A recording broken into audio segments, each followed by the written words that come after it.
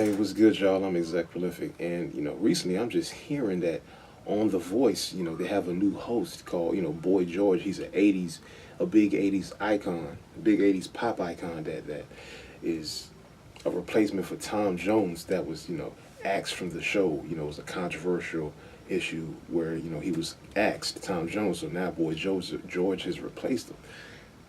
I'm hearing that Boy George was going back and forth with somebody on the stage, about who did duets with Luther Vandross, this, that, and the third. And long story short, when it was time for Boy George to make his comeback, he said, "Look, darling, I slept. It doesn't matter to me," or something like that.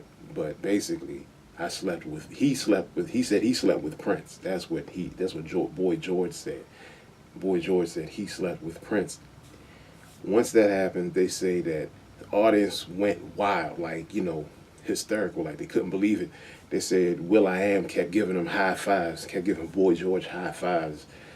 I don't know what the hell, like. And basically production had to hit the halt button and go to commercials and basically try to figure out how to to maintain some level of calm.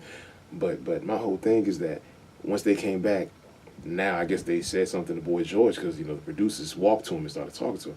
Now he's like backtracking on what he said. Like, what I meant was that I had posters of him in my room that I used to where I used to sleep. So technically sleeping with Prince. Man.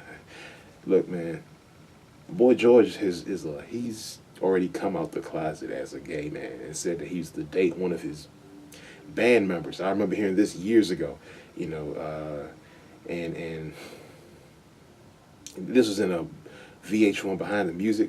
The band member didn't want to come and even do the behind the scenes music after he found out that Boy George put that out there.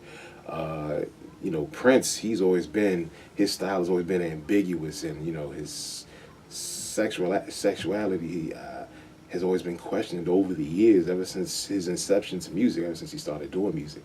So to hear this from Boy George is it's so crazy, but there is a level of believability because Prince, if y'all remember, was also a big pop icon from the '80s.